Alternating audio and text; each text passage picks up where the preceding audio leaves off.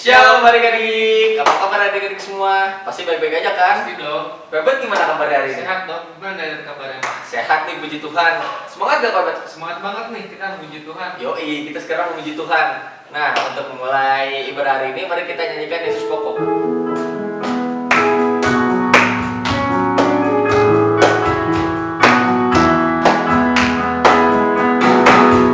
Yesus pokok dan kita lancarnya, tinggallah di dalamnya.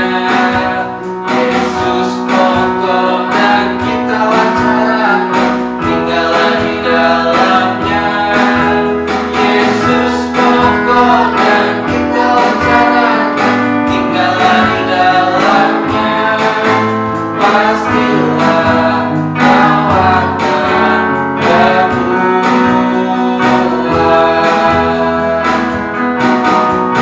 Yesus pokok dan kita lancarnya, tinggallah di dalamnya.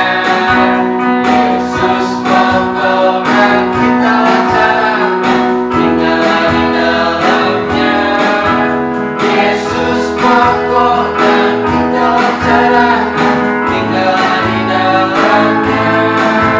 Pastilah kau akan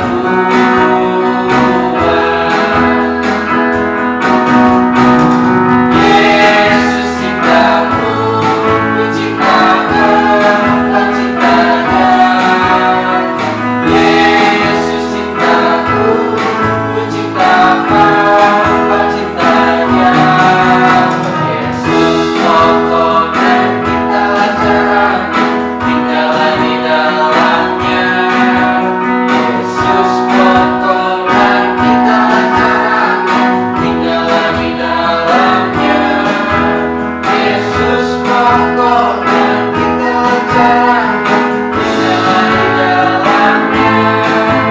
Pastilah kau akan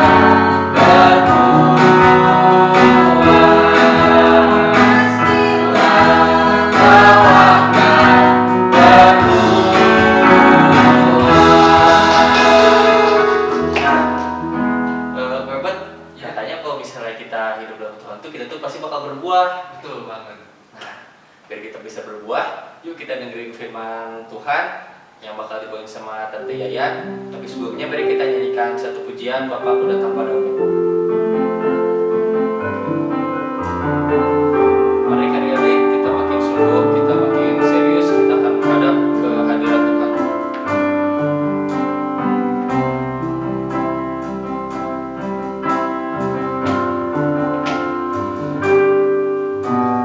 Bapakku datang padamu,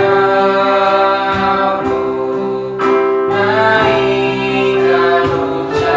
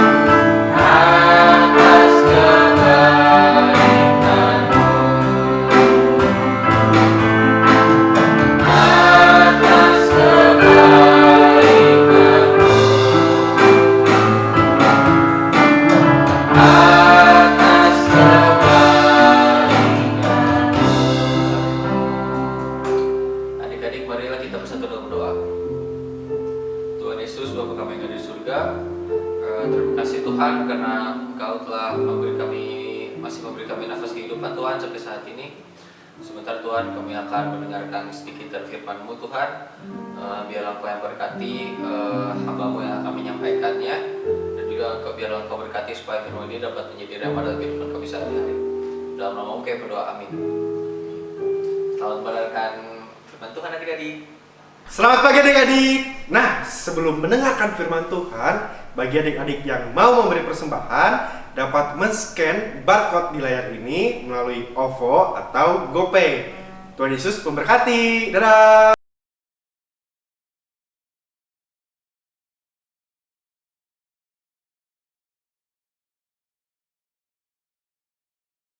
Oke, nah adik-adik ya, kenapa tadi Tante Yat ajak kalian berdoa ya? Tentu kita sebagai orang-orang percaya, sebagai orang-orang Kristen, sebagai anak Tuhan harus selalu mau berdoa ya.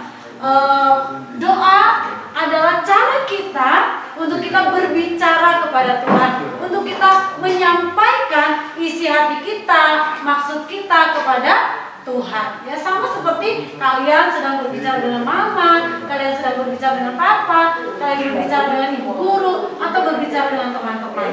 Ya, nah doa itu adalah cara kita berbicara kepada Tuhan. Mengapa kita harus berdoa?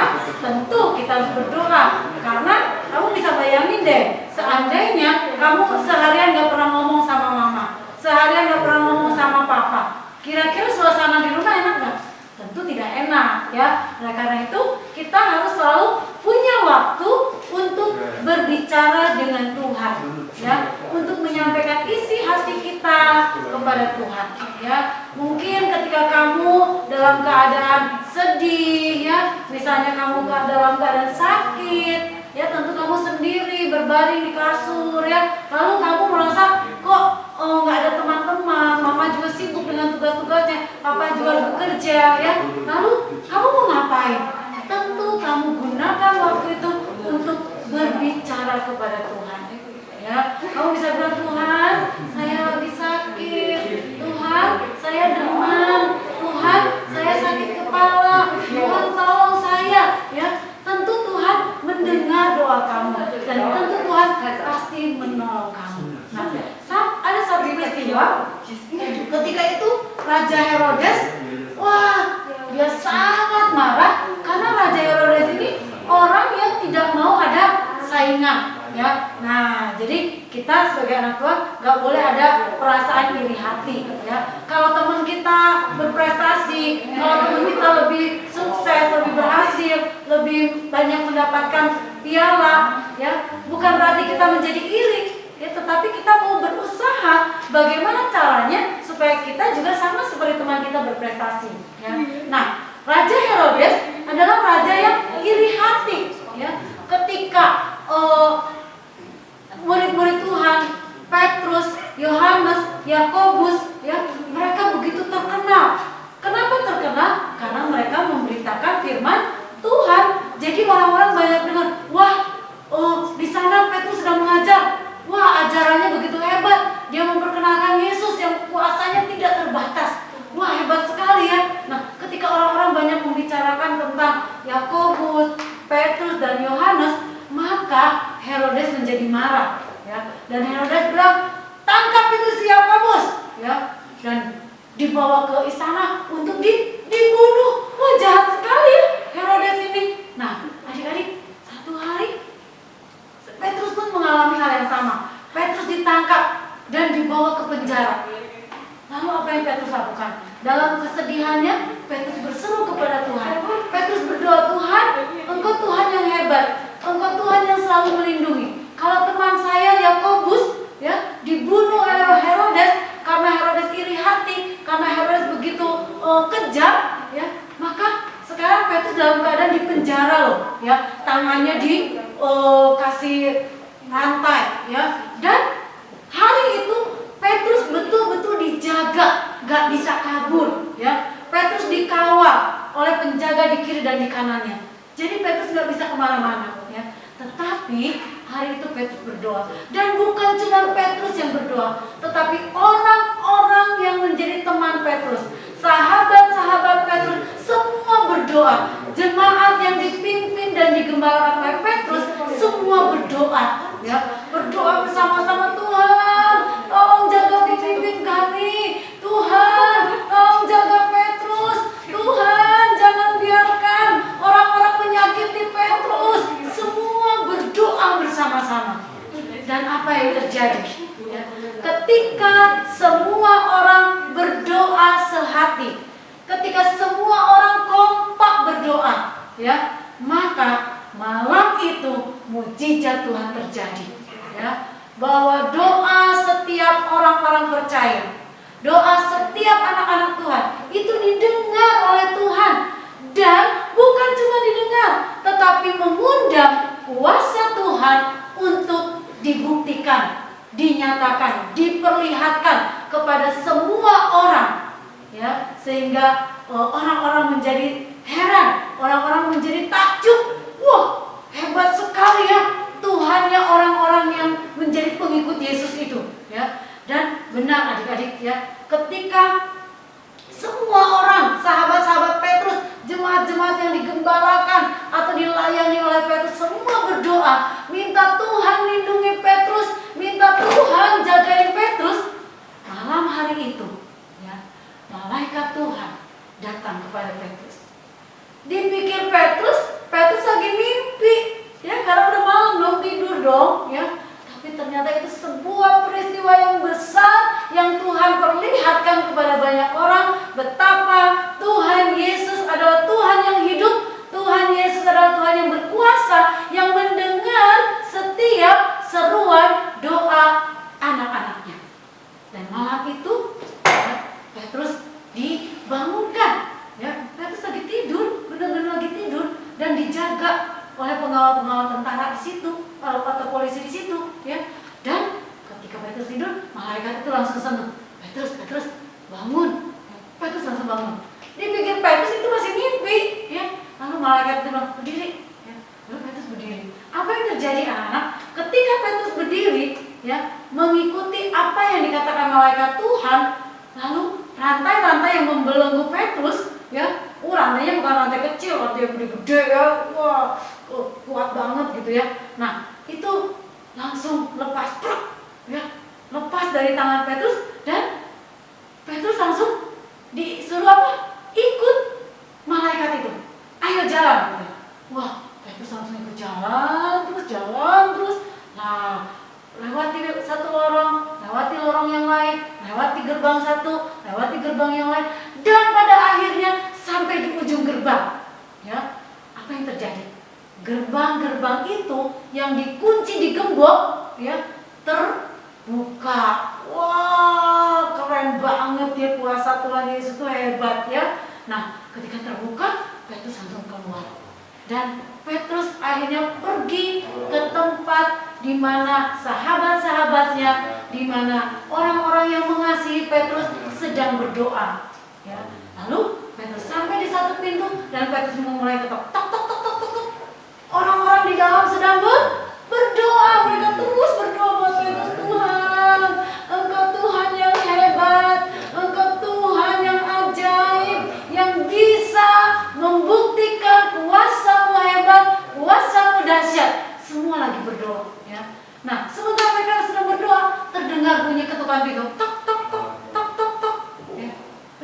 Ada satu orang, ya, ada seorang yang mendengar. Lalu dia keluar dan mengintip di jendela.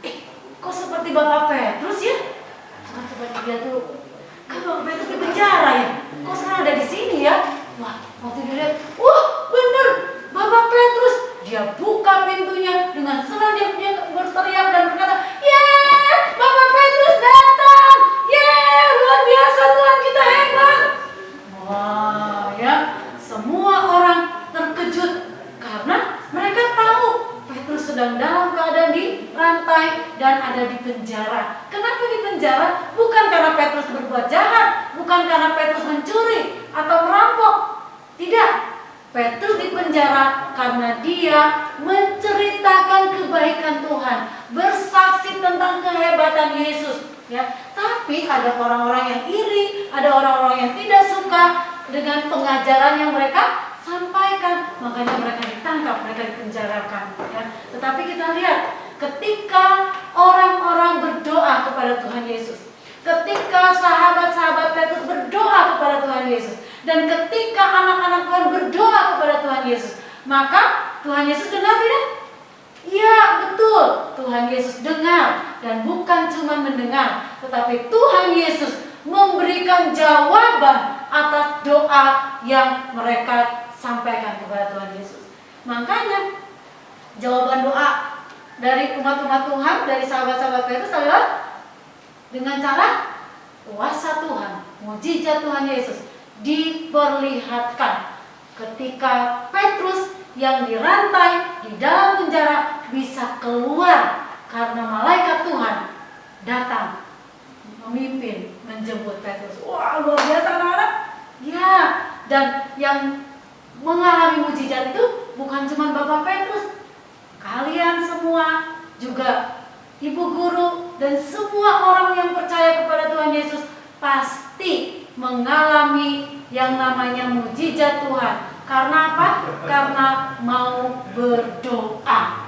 Ya, jadi mulai sekarang jangan malas berdoa. Ya. Lalu ada satu peristiwa lagi. Ya, ketika itu Nabi Elia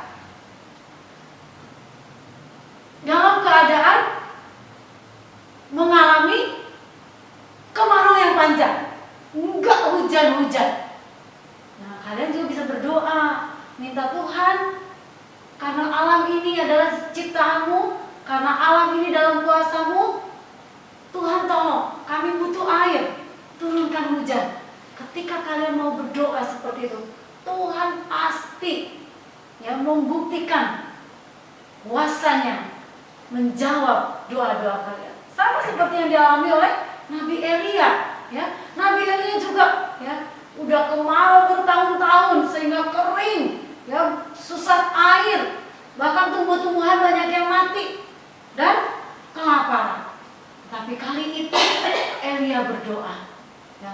Nabi Elia berkata, Tuhan, Engkau Tuhan yang hebat bagi kami. Engkau Tuhan yang dahsyat.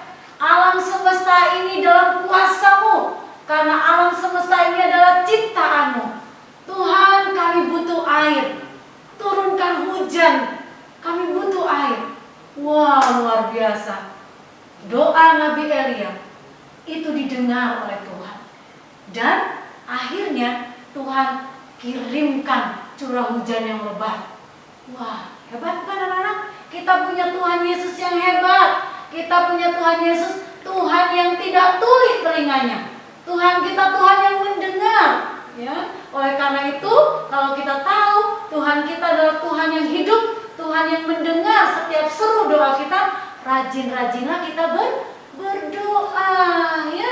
Segala sesuatu yang kita lakukan berdoa terlebih dahulu. Ya, saya kan suka rajin berdoa di rumah. Iya, pinter, ya. Semua kita harus punya kebiasaan baik untuk selalu berdoa setiap hari. Jangan cuma doa makan, jangan cuma doa mau tidur, ya, atau mau pergi ke sekolah. Tetapi mulai sekarang belajarlah menyediakan waktu khusus, ya. Entah itu sebelum tidur setengah jam, ya, 15 menit, doa menyembah Tuhan, menyanyi memuji Tuhan. Biasakan seperti itu, ya, supaya hubungan kita terus dekat dengan Tuhan, ya. Jangan cuma doanya mau makan, doanya kayak laporan lagi. Tuhan, terima kasih buat berkat makanan hari ini, amin. Itu bukan doa, laporan, ya. Nah, mulai sekarang yuk kita belajar mengungkapkan isi hati kita dengan kalimat-kalimat yang bisa kita ucapkan. Sama seperti kamu berbicara kepada mama, berbicara kepada ibu guru, berbicara kepada teman-teman, berbicaralah kepada Tuhan juga seperti itu, ya. Tidak ada jarak, tidak ada rasa gimana ya, soalnya Tuhan ini nggak kelihatan sih. Loh, Tuhan ada di hatimu, Tuhan mendengarkan isi hatimu, Tuhan mengerti isi hatimu. Tetapi kamu harus bicara dalam cara doa seperti itu, ya. Yuk kita mau dengar ayat hafalan pada pagi hari ini. Nanti Cici Vanessa akan membacakan buat kalian semua, dan kalian ingat-ingat dan menghafalkan ayat hafalan ini supaya menjadi kalimat yang selalu mengingatkan kita untuk rajin berdoa, ya. Yuk Cici Vanessa. Lukas 18 ayat 1. Mereka harus selalu berdoa dengan tidak jemu-jemu. Nah, ya, mereka atau kita semua harus berdoa dengan tidak jemu-jemu. Artinya tidak pernah berhenti berdoa setiap waktu berdoa. Ingat ya, contoh dalam tokoh Alkitab kita Daniel. Walaupun dia terancam karena rajin berdoa, lucu ya, karena rajin berdoa malah dia diancam. Dia dimasukkan ke lubang singa. Tetapi lihat ya, Tuhan sangat mendengar doa-doa Daniel. Sehingga Tuhan lindungi Daniel. Singa-singanya makan nggak? Makan nggak? Enggak ya. Dibikin apa? Ditutup, dikatupkan ya mulut singa-singa itu. Dibuat kenyang perutnya. Jadi nggak mau nyentuh Daniel ya. Nah, oleh karena itu, yuk kita rajin berdoa, jangan jemu-jemu berdoa. Artinya, jangan pernah berhenti berdoa dimanapun, kapanpun, ya kalian bisa berdoa. Terus gimana Bu Guru kalau kita lagi di kelas, kan lagi pelajaran tuh, bisa hati kamu bisa berbicara kepada Tuhan. Terima kasih, saya sedang belajar. Tuhan pimpin saya, bisa. Ya, doa itu tidak selamanya harus tutup mata dan lipat tangan, enggak. Ya. Kapanpun, dimanapun, hati kamu lah yang berseru kepada Tuhan. Itulah doa yang selalu bisa sampai kepada Tuhan. Ya, baik adik-adik, cerita firman Tuhan sampai di sini. Ibu harap semua mulai hari ini, besok dan seterusnya rajin berdoa. Sediakan waktu khusus untuk doa dalam memuji dan menyembah Tuhan dalam waktu yang ada itu. Ya, baik, yuk kita lipat tangannya, kita bersyukur hari ini kita mendapatkan pembelajaran firman Tuhan tentang rajin berdoa. Dan kenapa harus berdoa? Karena doa adalah cara kita berbicara kepada Tuhan. Ya, yuk kita berdoa. Tuhan Yesus, terima kasih.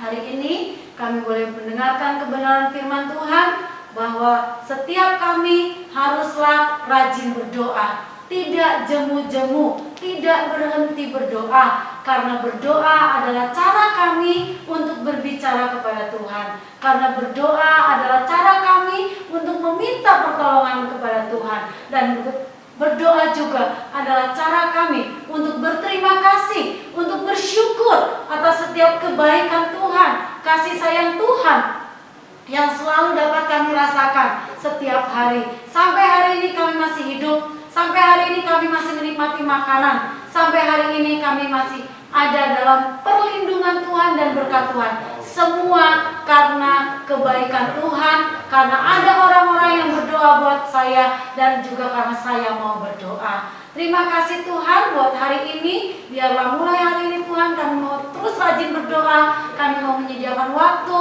untuk memuji, menyembah Tuhan, dan rajin berdoa. Terima kasih Tuhan. Kami berdoa dan mengucap syukur di dalam nama Tuhan Yesus. Amin. Sampai berjumpa minggu depan adik-adik. Tuhan Yesus memberkati. Dadah.